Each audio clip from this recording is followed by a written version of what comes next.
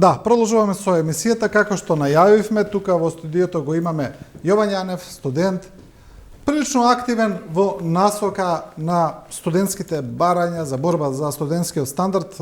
Господине Јанев, добродојавте во студио 10.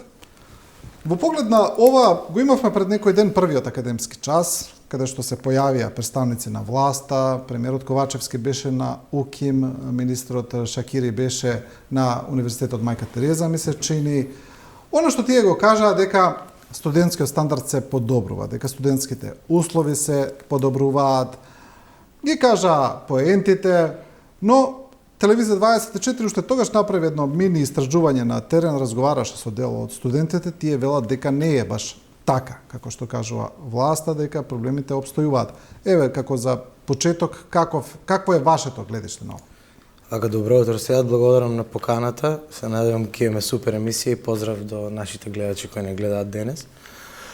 Вака, после првиот академски час, мислам дека мој заклучок и заклучок на поголемиот дел од студентите дека единствено во што се професионални министерот и премиерот се во ветување, бидејќи уште изминатата година, тоест во текот на оваа година кога беа студентските протести за студентскиот оброк поконкретно, јас бев лично во собранието кога се дебатираше со пратениците, со министерот и со премиерот, кои само ветија дека условите ќе бидат подобри, а ништо не е започнато, ниту студентските домови се започнати со реконструкција, ниту имаме некое подобро и поконструктивно решение во врска со студентскиот оброк, туку имаме само празни ветувања и ништо повеќе. А за каква е ситуацијата за студентите и каков е студентскиот стандард, кој би знал подобро отколку самите студенти. И логично е дека функционерите ќе излезат со став дека се подобрува студентскиот живот, бидејќи сепак од тоа им зависи функцијата, делумно од тоа им зависи функцијата, од тоа зависат одредени рейтинзи во иднина за предстојни избори и така натаму и така натаму. Но сметам дека студентите јасно воочуваат дека нема никакви промени во образованието, во образовните институции, во студентските домови, туку имаме само константно влошување на ситуацијата како и пат на образованието кое го гледаме не само низ високото образование, туку и низ средното и основното образование вклучувајќи. Добро, ајде да видиме поставки. Еве да речеме студентскиот оброк. Тој е сега субвенциониран од државата, студентите добиваат 140 денари дневно, ги добиваат на картичка, може да ги трошат во повеќе продавници и владата вели дека тоа е значајно подобрување од порано. Сега има тука некои да речеме барања или некои проблеми кои студентите ги кажуваат во однос на овие 140 денари, освен дека се малку, нели? Да. Дека на пример дека мора да ги потрошат дневно, доколку не ги потрошат дека им исчезнуваат и така натаму. Еве за почеток, дали овие 140 денари е подобрување од претходно и дали е решение? Вака, за разлика од 120 денари дневно кои беа порано, технички е подобрување за 20 денари, но е реформата, ајде така да ја ставам со студентскиот оброк, е абсурдна, зошто бидејќи доколку буџетот одвојува средства за младите, за студентите, и нели при тоа во тоа спаѓа и субвенцираниот студентски оброк, која е поентата да се инвестира во студентите и да се даваат пари на студентите, доколку тие не ги потрошат средствата ќе бидат вратени назад во државната каса. Бидејќи исто така доколку ги земеме инфлацијските стапки и така натаму, реално 140 денари и не стигнуваат многу за да се има некој добар, солиден оброк во текот на денот. А со самото тоа видовме и некои одлуки на студентските домови, например во студентскиот дом Пелагонија, каде што им укинат појадокот на студентите, бидејќи земале студентски оброк, што само по себе нема поента тогаш, само ги заменуваме трошоците за студентите, за на крај ништо да не се инвестира во студентите, ништо да не биде дадено на студентите и да се има изговор пред јавноста, ајде така ќе го кажам дека еве покачивме 20 денари, нели ви е доста. Тоа е тоа, но голем дел од парите ние ќе ги вратиме назад. Затоа зошто би се давало пари на студентите доколку треба да ги враќаме назад во државната каса? Нема. Добро, ова сега се поставуваат и други прашања, бидејќи 140 денари во поглед на инфлацијата и на цените. Сега некој ќе каже, па добро, порано еве би било 120, сега 140, но вистина 140 денари сега еве во Скопје да речеме. Не знам што може со овие цени можете да купите бурек и јогурт, буквално толку. Не можете, сега не зборуваме за ништо друго. Значи тоа не знам, еден оброк буквално, нема толку. Дали и тоа. И каков оброк, да. Да, и каков оброк и дали со текот на времето и ќе се има за бурек и јогурт, искрено. Да. А кога разговаравме во собранието за време на студентските протести, ставовите на министерот беа дека ќе се направи добра листа на здрав студентски оброк, здрав во смисол на добар за здравието на студентите, што може да се јаде и каде може да се јаде, како може да се јаде, се во полза на студентите, но на крајот наидуваме само на се повеќе проблеми и се повеќе дупки, бидејќи еве и пример сведоштво на голем број студенти е дека голем дел од картичките не ни функционираат моментално. Зошто? Не функционираат најверојатно поради некој системски проблем во банката или со самиот процес помеѓу најверојатно не функционираат поради банката, не со технички причини или нешто. Најверојатно поради технички причини, но веруваме дека владата треба да и министерството треба да бидејќи сепак тие работат за нас и работат во полза на нас, треба да издействуваат за што е можно побрзо решение, но тоа не го гледаме. Значи ни тие 140 денари дневно не може да ги искористат. Голем дел од студентите не ни можат ни тие да ги искористат и на крај пак се враќаат во државната каса. А каде ќе одат, не знам и сега. Знаете каде е несватливото, не само според мене, според најголем дел на студентите. Тоа што кога треба да се троши за студентите, тогаш ние штедиме, кога треба да се инвестира во иднината на државата, тоа се студентите, средношколците и така натаму, тогаш штедиме, броиме до последен денар, но кога треба да се покрие некој тендер, кога треба да се украдат што е можно повеќе пари, тогаш не штедиме, тогаш е важна олигархијата и важно е што е можно повеќе да се полни джебот на одредени функционери. Тоа е апсурдно, тоа е убивање на една нација, тоа е смрт на една нација и тоа е уништување на иднината на една генерација само поради профити, поради ништо друго. Значи, можеме да штедиме на студентите, а не можеме да се залагаме за правичност, не можеме да гледаме каде повеќе треба можеби да издвоиме дел од некои средства за да им помогнеме, како што реков, не само на студентите, и на основците и на средношколците, со тоа што повеќе ќе се грижиме за нив и за нивните проблеми, но претпоставувам дека поголем дел од средствата не се наменети за државна функција, туку се наменети за нечии приватен джеп и тоа е тоа. Добро, сега имаме една ситуација каде што владата си ги каче своите плати за 78%, функционерските плати, и кажа дека тоа ќе се ревидира, ќе се усогласува бодот за плати и така натаму. Ништо тоа не се случи, платите се остана се уште ги зимаат 78%, или имаме да речеме, го спомнавте министрот во собранието, па и во владата, знаеме дека таму цените се прилично смешни во тие бифеа, значи ем зимаат плати, значи по неколку илјади евра, ем плаќаат минимални цени. Ова за волја на вистината не е сега. Тоа е од секогаш било така, не е ништо ново во поглед на студентскиот стандард, но екзистира, не се менува, а вие студентите 140 денари дневно, па може би и тие ги немате. Да. И снаоѓете се. Снаоѓете се. Знаете каде е проблемот сега? Како што рековте, не било од секогаш така со поглед на цените во собранието, но ако земеме во предвид дека владеачкото мнозинство во своето име има елемент кој се нарекува социјал, најверојатно тоа треба да биде променето и најверојатно не треба да се штеди за можем да кажем слободно економски поранливите категории како студентите, бидејќи најголем дел родителите од свој джеб ги финансираат студентите и кратат од себе и од својата фамилија за колку толку да можат да им обезбедат на своите деца. Сега, кога имате владеачко мнозинство со префикс социјал, а министрите и пратениците јадат бифтек за 150 денари, а студентите добиваат 140 денари, тоа значи дека во оваа држава се случува нешто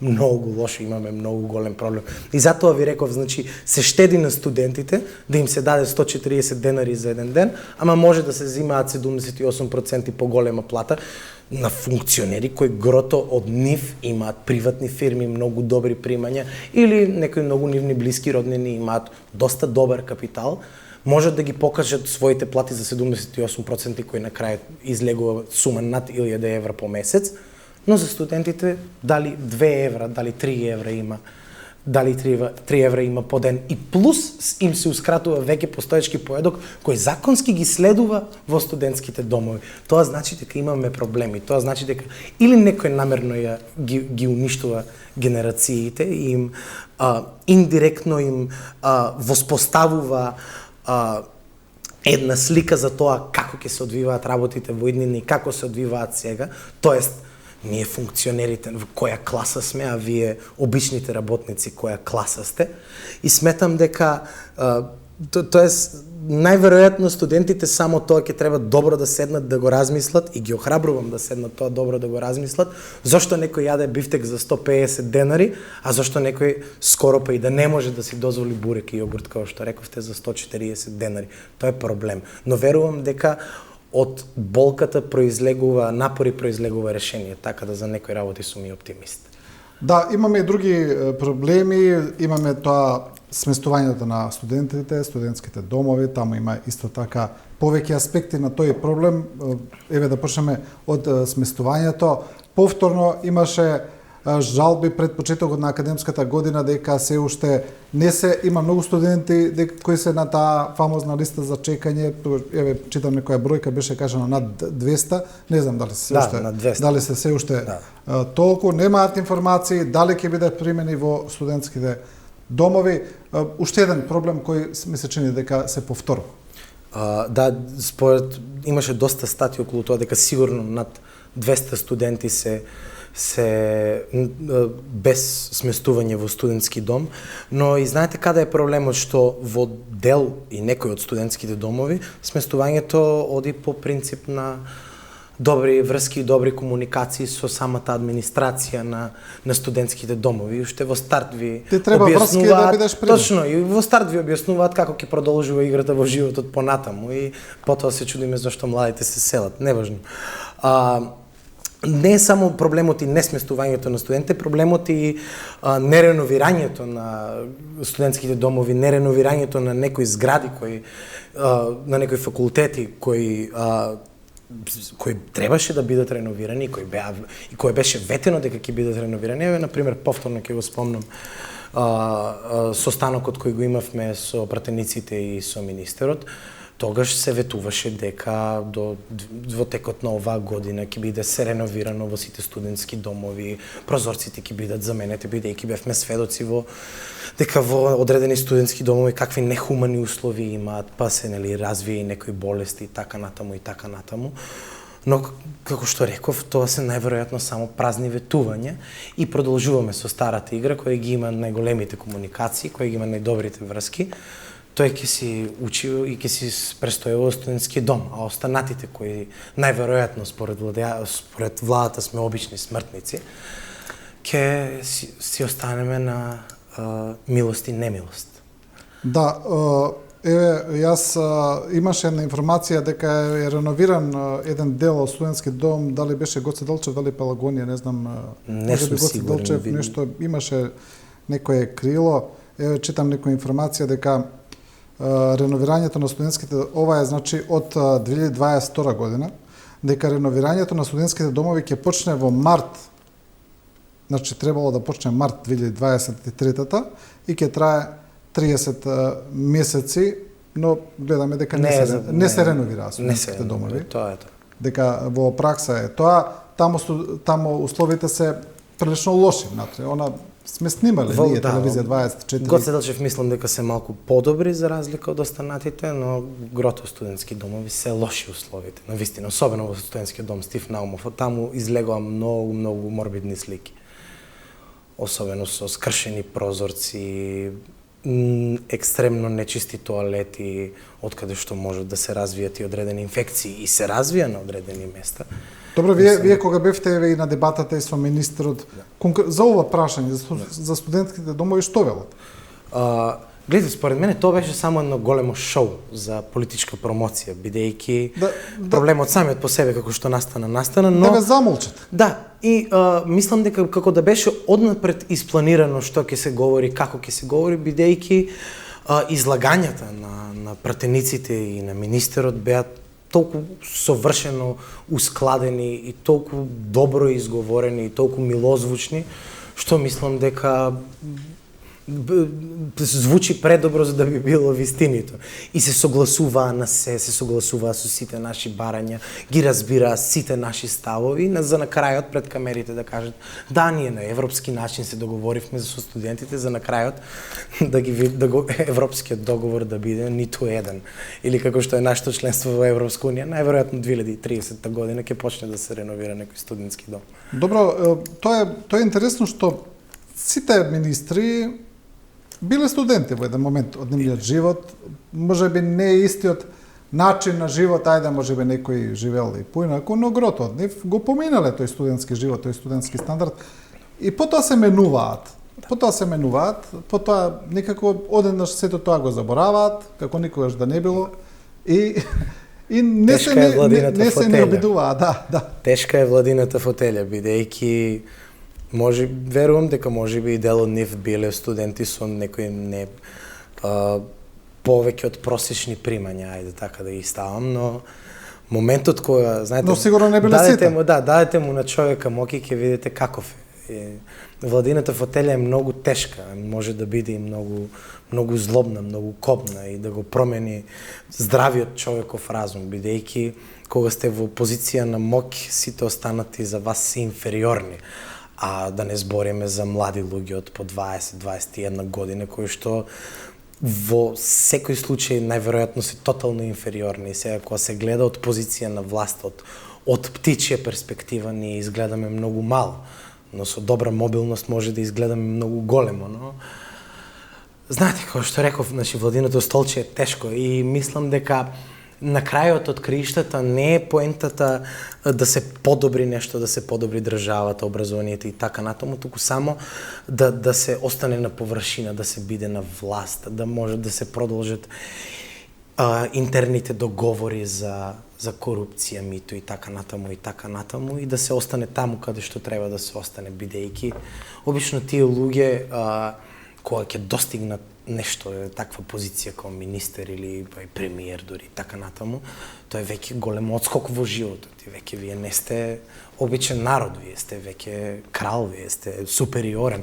и затоа поентата е само да се одржи.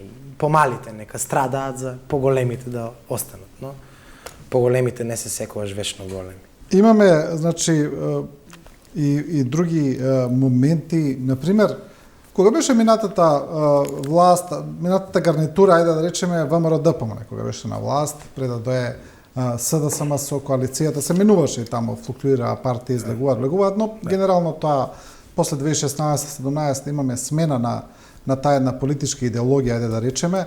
Имаше доста критики за тогашната власт на Груевски во однос на работите кои се градат, претежно поврзани со Скопје 2014, дека се непродуктивни трошења, дека се неквалитетни, дека се непотребни и така натаму, но ете, сега нема да навлегуваме во тоа, се направи што се направи, но стана и недоправени згради.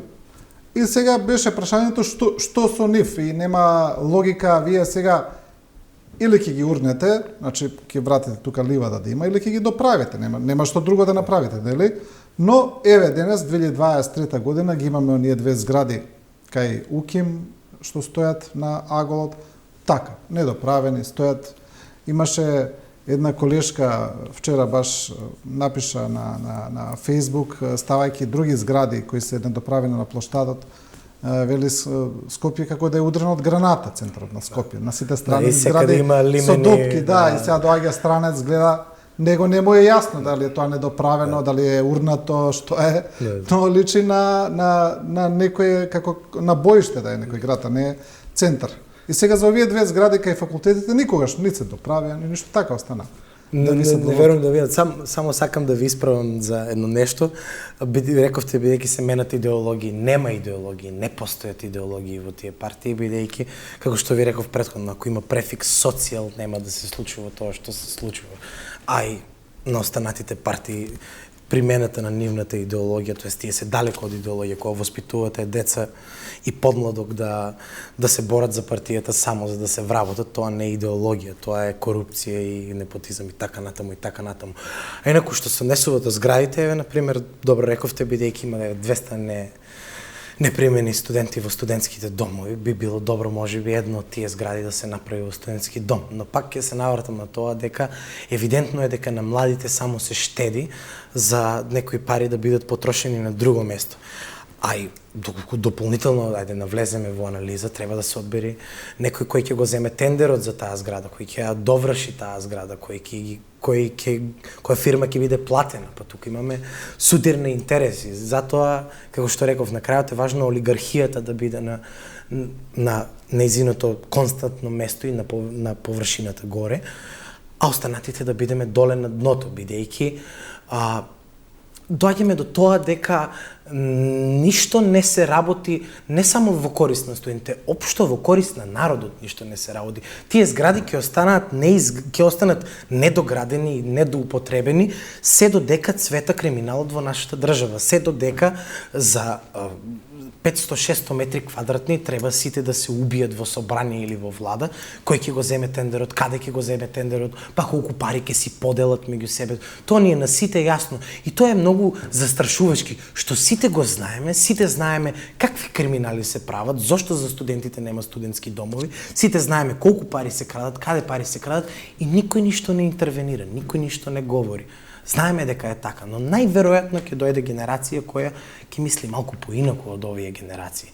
Но пак ќе кажам, не верувам дека тие згради ќе останат доградени. Јас сум од Штип, кога дојдам во Скопје, Скопје е убав град, но е доста чуден бидејќи секогаш кога ќе дојдам изминатите 5-6 години особено, секогаш има, како што рековте, недовршени згради, лимени огради на секаде нешто е недоградено, недовршено, секаде е бучава, па престанало ваму, престанало таму.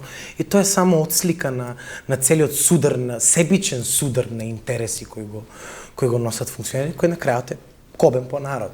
А доколку треба, например, од тие студентски домови одредени луѓе да профитираат по 3, 4, 5 милиона евра, ќе видите како брзо ќе се изгради тој студентски дом. Мене знаете што ми е чудно? Јас не знам како на тие владеачки структури кои да се небитно, не им пречи тоа. Мене навистина би ми пречило. Јас можеби сум таков карактер. Ја не би можел да гледам така нешто да стои недовршено, полудовршено и секој ден да поминувам покрај тој да го гледам така. Едноставно би ми пречело страшно, а знам дека можам да сменам. Дека јас ја имам моќта и влијанието за тоа да го сменам. И тоа со години, така, значи приоритетите сосема други. Гледате, нема промена од нивна страна затоа што нема потреба, бидејќи владеачкото мнозинство од секогаш, во изминатите 30 години од кога си имаме самостојна држава, е политички и морално мртво. Нема морал, нема место за морал, нема место за исправност, нема место за прогрес, има место само за криминал и перење на пари, се врз грбот на обичниот народ. Константно, секој ден. И тоа е приоритет. Тие луѓе го имаат тоа зацртано како приоритет. Тие да се побогати на сметка на народот, да биде се посиромашен и да постои се поголема класна разлика, бидејќи сега имате сиромашни и екстремно богати, или екстремно сиромашни и екстремно богати. Немате луѓе кои што можат да водат некоја, да кажеме, средна класа или средно висока класа некој нормален живот. И тоа се темели на моралната смртност на политичарите, бидејќи кога се бавите со политика, кога се бавите со водење на државата, по правило првенствено треба да тргнете за доброто на народот, за доброто на заедницата, бидејќи во таа заедница ќе живеат и твоите деца, тоест децата на политичарот и така натаму. Но евидентно е дека најверојатно тоа е некој ефект на приватизацијата, дека поентата на најверојатно и капитализмот тоа го влечи сам по себе. Дека најверојатно на крајот од денот останува поентата да си има што е можно повеќе хациенди, да си има што е можно повеќе фирми, да нема никаде потекло да има од ниеден закон да не ги допира, цело време да бидат амнестирани, цело време да им биде простувано, цело време да може да пребегуваат, бидејќи тогаш народот станува ирелевантен. Кога материјалното ве заслепи и луксузното ќе ве заслепи, тогаш сето останато останува неважно, а тоа сето останато сме ние. Да. Добро, пред крај да видиме уште некои работи кои го тангираат високото образование, а тоа е суштината на самото образование. Значи, ние имаме сега проблем, бидејќи самите програми веќе таму остануваат, значи, не ги даваат потребните вештини на студентите, застарени се, учат нешто што нема да го користат во животот. На друга страна, образованието не оди во чекор со дигитализацијата, со современите работи кои се случуваат, еве, например, најново е ова со вештачка интелигенција, воопшто не ги следи тие токови, се држи до некои застарени методи. Па е прашање и студентите што ќе завршат, што ќе знаат и што ќе работат. Дигитализација е неопходна и потребна, бидејќи живееме во 21 век и скоро сите институции во светот се дигитализирани од најмала до највисока институција, што останува за факултетите, што е многу попрактично и многу подобро.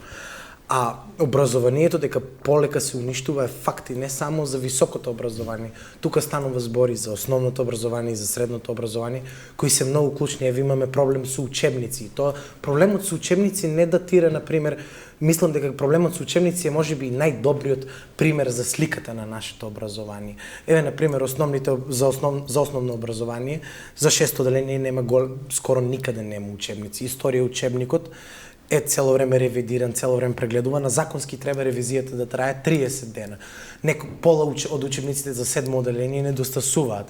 Во голем дел од стручните училишта, тоа уште кога јас сум бил ученик во средно училиште, стручно медицинско, 70% од книгите не постојат, ги нема. Законски мора, за законот за учебници за средно и основно образование, мора да постои по еден учебник, ревидиран и одобрен за секој предмет.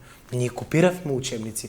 Нема, пример, книги за стручни предмети како рехабилитација, мобилна протетика, микробиологија, тоа се медицински науки, каде што тие луѓе еден ден ќе спасуваат човечки животи. Со тоа паралелно кршиме и авторски права, бидејќи ги копираме тие учебници.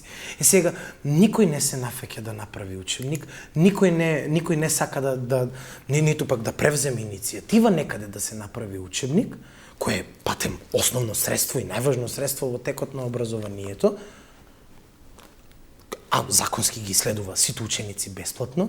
Кога вие го уништувате, ако по утрото се познава денот, тогаш по образованието се познава државата.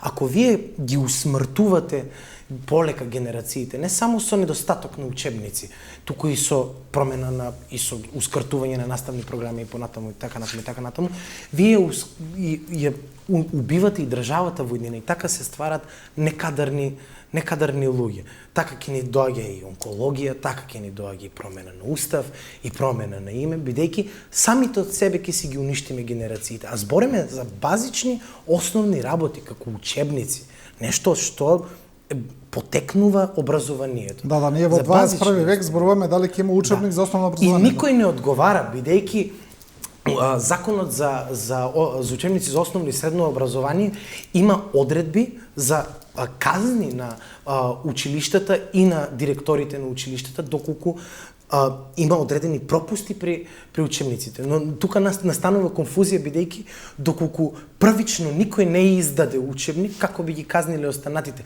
Сега тука се поставува прашањето дали државата одговара за кршење на нешто базично, на некој базичен закон. Министрот Шакери вели дека тој не чувствува одговорност.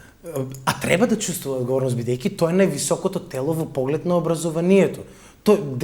80% од одлуките потекнуваат од министерот. Дури и самата храна во студентските домови потекнува од министерот. Еве, например, член 12 став 4 од закон за студентски стандард вели поблиските прописи за исхрана на студентите во студентските домови ги утврдува министерот врз основа на мислење од надлежноста да останува во оваа дејност. И на крајот тој дава студентски оброк, а укинува појадок на студентите во студентските домови. Тоа е абсурд. Тоа го нема никаде. Значи, ви давам нешто за потоа да ви го земам. Потоа не ви давам учебници, ве уништувам во самиот поим. Јасно ви давам до знаење како икона на образованието во една држава, не само како министери, директорите, така натаму, дека се е корумпирано, дека се функционира на криминална база. Голем дел од учениците знаат што се бара од новите професори, да имаат партиска книжка. И тоа е само деструкција, константна деструкција, за на крајот да излезе министерот да каже, па се е добро, ние работиме на случајот. А всушност, во самата суштина, ние умираме. И како држава, и како народ. И вели, и јас не сум одговорен за ништо. Точно. Господине Јанев, јас гледам дека тука ние имавме време за уште доста разговор, но толку е времето, па така ќе оставиме простори за друга емисија. Да, за некоја следна се надевам, бидејќи имаме доста интересни разговори. Се надевам во иднина ќе продолжат. Благодарам уште еднаш на поканата. Да. И со ова гостување на студентот Јован Јанев го завршуваме ова студио 10. Почитувани, ви благодариме на довербата и вниманието. Останете со телевизија 24, за брзо ќе ги видите најновите вести.